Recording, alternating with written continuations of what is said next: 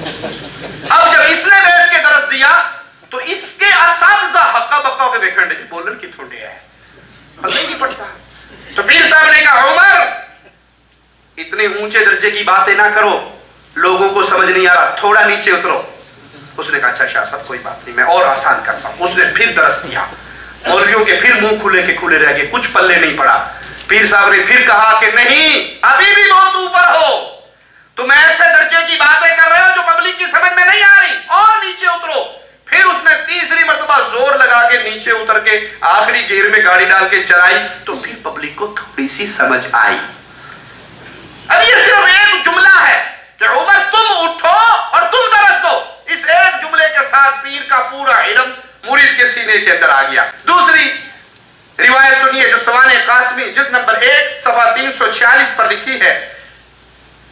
کہتے ہیں ایک دفعہ مولوی یعقوب صاحب نانوتوی دیوبندی فرماتے ہیں کہ بھائی آج صبح کی نماز میں ہم مر جاتے, تھوڑی سی کسر باقی رہ گئی, اگر وہ نہ رہتی تو ہم مر ہی جاتے.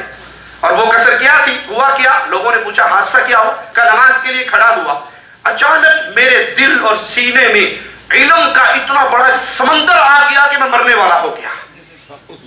علم اتنا زیادہ آیا کہ فلڈ آ گیا, کنٹرول نہیں ہوا میرے کو. لیکن جو ہی آیا ویسے ہی نکل گیا.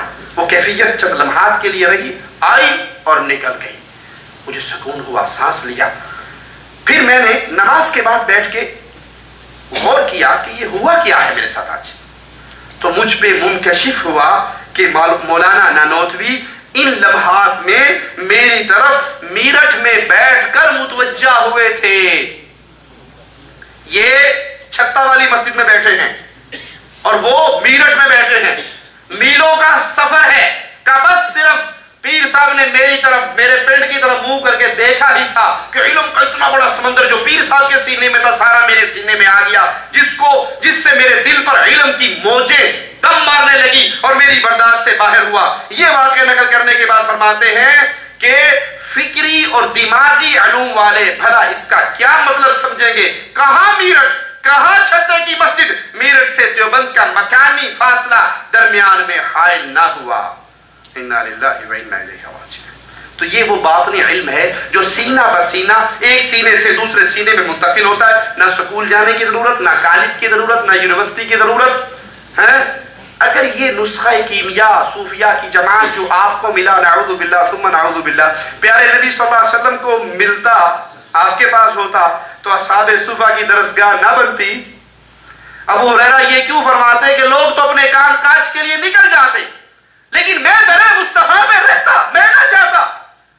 لوگ یہ سمجھتے کہ شاید یہ دیوانہ ہو گیا اور میری بھوک کی کیفیت کی وجہ سے یہ حال ہوتا. میں نبی کریم کا در اس لیے نہ چھوڑتا کہ کہیں آپ کی پیاری زبان سے کوئی حدیث جاری ہو اور ابو ہریرہ اس سے محروم رہے. عمر اپنے ایک ساتھی سے معاملہ طے کرتے ہیں, ایک دن میں تجارت کروں گا, ایک دن تو تجارت کرنا. جس دن میں تجارت کروں گا تو مجلس مصطفیٰ میں بیٹھنا. رات کو میں جتنا کما کے لاؤں گا آدھا تجھے دے دیا کروں گا, آدھا اپنی جیب میں رکھ دیا کروں گا, اور تو نے رسول اللہ سے جتنا دین سیکھا ہوا کرے گا سارا مجھے بتا دینا. اگلے دن یہ کام تو کرنا. یہ سارا کچھ کیوں کرتے تھے؟ اگر وہ ایک نظر ڈالنے سے یہ سارا کچھ ہو جاتا تھا تو پھر صحابہ کرام یہ محنتیں کیوں کرتے تھے, وہ حدیثیں کیوں یاد کرتے تھے؟ ابو ہریرہ رضی اللہ عنہ وارضاہ کیوں آئے پیارے حبیب علیہ السلام کے پاس آپ سے دعا کروانے, اور آپ نے کہا ابو ہریرہ چادر بچھاؤ, اور دعا کی, اور پھر کہا اس چادر کو سینے سے لگاؤ. کہا پھر اس کے بعد کوئی ایسا فرمان مصطفیٰ نہیں جس کو میں نے سنا اور بھول کیا ہوں. یہاں تو ایک نظر پڑنے سے سارا کچھ ٹرانسفر ہو جاتا ہے. تو صحابہ کی یہ محنتیں اور تمہارے یہ عقائد, انا للہ و انا الیہ راجعون. حصول علم بذریعہ فیض عام, باطنی علم حاصل کرنے کا دوسرا طریقہ. اب باطنی علم کا اس میں بھی ایک عجیب تر واقعہ ملاحظہ کیجئے. کہتے ہیں ایک شخص محمد اسماعیل لاہوری کا شاگرد تھا, شادی ہوگی اس کی حافظہ لڑکی سے. حافظہ بیوی مل گئی, یہ بیگم کے پاس جانے لگا, انہوں نے کہا کھلو جاؤ تھے, خبردار میرے نزدیک آیا تو میں حافظہ ہوں تو غیر حافظ ہے. جب تک حفظ پورا نہیں کرے گا میرے قریب آنے کی اجازت نہیں. بھائی لگ گیا نا بیچارہ تھے.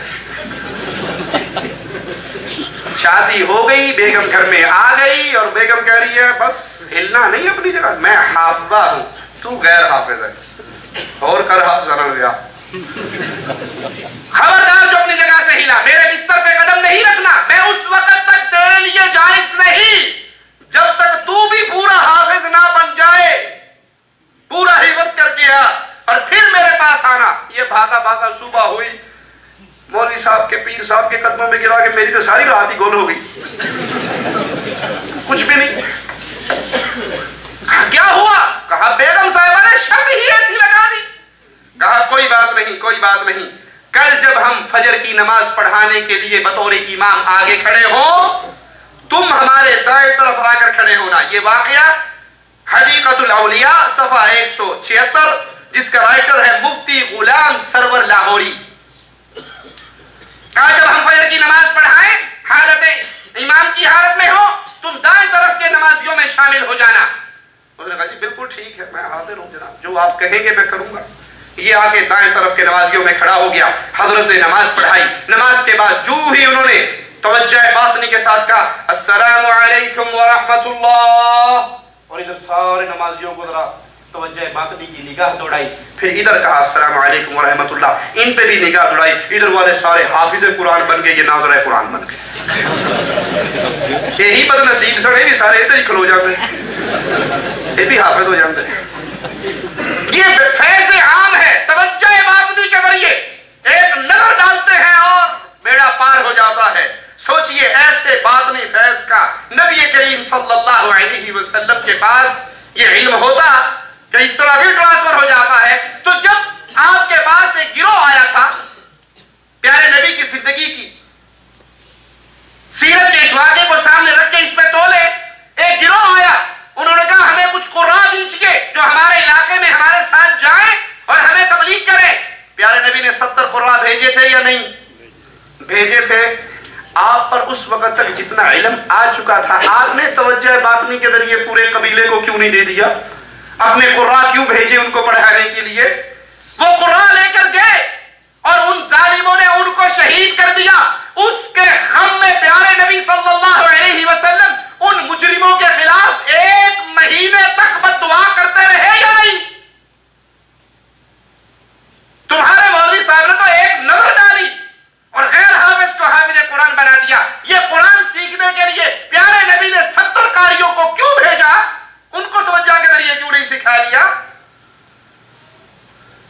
رسول اللہ صلی اللہ علیہ وسلم اپنے پیارے چچا کی آخری لمحات میں ان کے پاس آئے اور کہا یا عمی قل لا الہ الا اللہ. چچا ایک بار تو کہہ دے لا الہ الا اللہ. اللہ کے دربار میں میرے کان میں ہی کہہ دے, میں اللہ کے دربار میں تیرے اس جملے کو پیش کر کے بخشوانے کی کوشش کروں گا. پیارے نبی کے جذبات کو زبان دی جائے تو کہنے دیجئے میں کہوں گا ابو بکر نے یہی کلمہ پڑھا تھا, عمر عثمان و علی نے یہی پڑھا تھا, وہ سب جنت میں گئے. میں نے سنا تھا میرے چچا نے میرے کان میں ایک مرتبہ کو کہا تمہارے پیر صاحب کی تو نظر ہونے سے پورے کے پورے 30 پارے اس شاگرد کے سینے میں منتقل ہو گئے. یہاں پیارے نبی نظر کرم بھی کر رہے اپنے چچا پر, زبان سے اس کی منتیں بھی کر رہے, اس کے سرہانے کے قریب بیٹھ رہے. توجہ بھی ہے, نظر بھی ہے, منت بھی ہے. وہی تمہارا عقیدہ ثابت ہوا کہ نعوذ باللہ ولی نبیوں سے بھی افضل ہے, جو کام نبی کی نظر, نبی کی دعا, نبی کی کوشش, نبی کی منت وہ نہ کر سکی. تمہارے بابے نے صرف نظر ڈال کے ہی وہ کام کر دیا. انا للہ و انا الیہ راجعون. باطنی علم کے حصول کا ایک اور ذریعہ کشف و مشاہدہ یا لدنی علم. کشف و مشاہدہ سے حاصل شدہ لدنی علم کی فضیلت سائیں توکل شاہ امبالوی اپنی کتاب صوفیہ نقشبند صفحہ 256 پر بیان کرتے ہیں. فرماتے ہیں علم 2 طرح کا ہے, ایک کسبی, دوسرا لدنی. کسبی کی مثال جوہر کی سی ہے کہ ایک جوہر میں پانی کھڑا کر دیجئے, پانی ڈال دیجئے, جتنا آپ پانی ڈالو گے وہ اتنے کا اتنا ہی پانی رہے گا. کہا لوگ قرآن و حدیث سے جو علم سیکھتے ہیں وہ جتنا سیکھتے ہیں اتنا ہی باقی رہتا ہے، اسی میں سے فتوے دیتے ہیں، اسی کو پڑھتے ہیں، اسی کو پڑھاتے ہیں، اسی میں دیکھ کر مسائل بیان کرتے ہیں۔ یہ تو ہے ظاہری علم کی مثال، اور جو ان کا صوفیوں کا باطنی علم ہے اس کے بارے میں کہتے ہیں یہ علم ایسا ہے جیسے ایک چشمہ ہوتا ہے، چشمے سے آپ بھلے ایک نہر کاٹ لیں، اس سے خود بھی پئیں، جانوروں کو پلائیں، کسی جگہ کو سیراب کریں، وہ پانی کم نہیں ہوتا۔ یعنی جب دل کی کھڑکی کھل جاتی ہے تو رسول اللہ صلی اللہ علیہ وسلم کی طرف سے نور کا ایک منبع اور مینارہ آتا ہے، اور خود بخود ساری باتیں دل کے اندر سے اس کو اپنے آپ سمجھ آ جاتی ہیں۔ کہیں سے پڑھنا نہیں پڑتا، کہیں سے سیکھنا نہیں پڑتا، کہیں سے حدیث رسول یاد نہیں کرنی پڑتی، اپنے آپ دل بتاتا ہے یہ بات یوں ہے، یہ بات یوں ہے۔ اور پھر کہا اسی لیے صوفی کبھی بھی مولویوں سے فتویٰ نہیں لیتا، اپنے دل سے پوچھتا ہے میں غلط کہہ رہا ہوں یا ٹھیک کہہ رہا ہوں، دل کہتا ہے بالکل ٹھیک کہہ رہا ہے، تو اس کا مرجع اس کا دل ہے، کیونکہ وہاں پہ سارا علم لدنی آ چکا ہے۔ علم لدنی حاصل کرنے کا ایک اور ذریعہ عشق ہے، عشق کے ذریعے بھی یہ ملتا ہے۔ اسی لیے آپ دیکھو کہ صوفیوں کے ہاں عشق مشوقی کے قصے بہت زیادہ مشہور ہیں، کتابیں بھری پڑی ہیں صوفیوں کی بکواسات سے اور ان کی بے حیائی کے واقعات سے۔ مرشد کامل کتاب کے صفحہ نمبر 130 پہ لکھا ہے کہ غلبہ محبت کے سبب جب اس کے دل کا شیشہ علائق کی کدورت سے پاک ہو جاتا ہے تو اس میں اور خدا کے درمیان باطن سے ایک راستہ کھل جاتا ہے۔ پھر وہی جملہ یاد کرواؤں گا کہ صوفی اللہ کی طرف سے بھیجے ہوئے علم کو تسلیم نہیں کرتا، بلکہ وہ خود کہتا ہے میری ڈائریکٹ اللہ سے رابطہ ہو جاتا ہے۔ یہاں بھی یہی کہہ رہا ہے کہ خدا اور اس کے درمیان باطن سے راستہ کھل جاتا ہے، اور موانع کے ظاہر ہونے کے سبب اپنے معشوق یعنی اللہ سے اس کا اتصال ہو جاتا ہے، اس سے وہاں سے تجلیات ہونے لگتی ہیں۔ اس مقام پر سالک کو حضرت عشق، اللہ کو تو اس نے معشوق کہا تھا نا، تو اللہ نے نہیں بلکہ حضرت عشق اسے وہ عجیب و غریب علوم سکھاتا ہے جس سے زبان آشنا نہیں، اور وہ زبان کے بغیر انہیں بیان کرتا پھرتا ہے۔ گونگیوں کا مسئلہ بھی حل ہو گیا، بولے بغیر سارا علم آگے بانٹتا پھر رہا ہے، وہ اپنے دل سے پوچھتا ہے، اور ایسا علم ہوتا ہے جس کو کوئی نہیں جانتا۔ اس لیے آپ نے دیکھا ہوگا انڈیا پاکستان کی سڑکوں پہ اسی طرح کے علم والے سب کچھ اتار کے روڈ کے ساتھ ساتھ چل رہے ہوتے ہیں، دیکھا یا نہیں؟ ننگ دھڑنگ ملنگ، ان کے بارے پوچھے کو تو انہوں نہیں پتا، چپ کرے آجے پہنچی سرکار آنے، یہ بابا جی بڑے پہنچے نے، گال بھی کر دیں کہ اگلے کا کم ہو جائے گا۔ ہم بھی مانتے ہیں پہنچی بھی سرکار ہے، موت کا ایک ہی دھکا لگے گا سیدھا خوں میں، مانتے ہیں اس کے پہنچے ہونے کو۔ یہ تمہاری بے علمی کی حالت ہے، جو اپنی شرمگاہ چھپانے کے قابل نہیں، تم اس کو سمجھتے ہو کہ اس کی لو لگی ہوئی ہے، اس کی لو لگی ہوئی ہوتی کم از کم کپڑے تو پہن لیتا۔ سوپور کشمیر کا ایک علاقہ ہے، انڈیا کشمیر کا سوپور، لاہور والے ناراض ہو کے ساری گلاں ساڈے تے ہی ہون ڈیاں، میں بارڈر پار دی بھی گل کر جاواں۔ سوپور کشمیر کا ایک علاقہ ہے، وہاں بابا احد اس بابے کا نام ہے، یوٹیوب پہ بھی اگر لکھو گے بابا احد تو وہ کلپ کھل جائے گا۔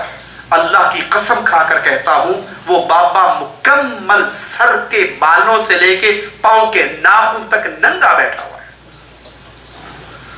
اور ایک پارک کے اندر ہے، وہ پارک کو باڑ لگی ہوئی، گیٹ لگا ہوا، اور اس کے چاروں طرف 95% عورتیں ہیں، 5% بندے بھی ہیں، اور وہ رو رہی ہیں جالیوں میں ہاتھ ڈال کے بابا بابا بابا، ایک نظر تے ساڈے تے بھی پا دے، بابے نو پتہ ہی نہیں ہون کی ڈیا۔ پھر دروازہ کھلتا ہے، 3-4 لڑکیاں، اللہ کی قسم نوجوان لڑکیاں، 18-20 سال ان کی عمریں ہیں، وہ کھانا لے کے اس ننگ دھڑن کے سامنے آ کر اور پلیٹ میں بیٹھ جاتی ہیں، اور وہ صوفے کی کرسی سے اٹھتا ہے اور اٹھ کے نیچے بیٹھ کے یہ عورتیں اس کے ہاتھ سے اپنے ہاتھ سے اس کے منہ میں کھانے ڈالتی ہیں، اس کے جسم پہ چاول گر گئے تو دوپٹے سے صاف کرتے، بابا بڑی پہنچی سرکار ہے، یہ پہنچیا ہوتا ستھن تے پا لینا۔ تم سمجھتے ہو کہ یہ معرفت کے بڑے مقام پہ بڑے بھائی یہ پاگل ہیں، یہ جاہل ہیں، ان کی عقلیں مری ہوئی ہیں، ان کو بیچاروں کو شعور نہیں ہے، اور تم نے اس کو اٹھا کر انبیاء سے بڑے مقام پہ پہنچا دیا اور کہا کہ نہیں، ان کے اور اللہ کے درمیان ایک ایسا راز کھلا ہے، اس کو جو علم ملا ہے وہ بولے بغیر عطا فرماتا ہے۔ مرشد کامل کی اس عبارت سے معلوم ہوا کہ باطنی علوم کا استاد خدا نہیں بلکہ نعوذ باللہ خدا تو ان کے عشق ہے، پھر یہ علوم بغیر زبان کے بیان کیسے ہوتے ہیں، یہ بھی سمجھ سے بالا تر ہے۔ وہ کہتا ہے باتیں آپ کی سمجھ میں نہیں آتی، بڑی پہنچی بھی باتیں ہیں، اور اگر انہی لوگوں کی مسجد میں کوئی نماز پڑھنے چلا جائے نا مواحد، اور اس کا سر ننگا ہو، سر ننگا کوئی نماز شروع کر دے، پتہ پھر اس کے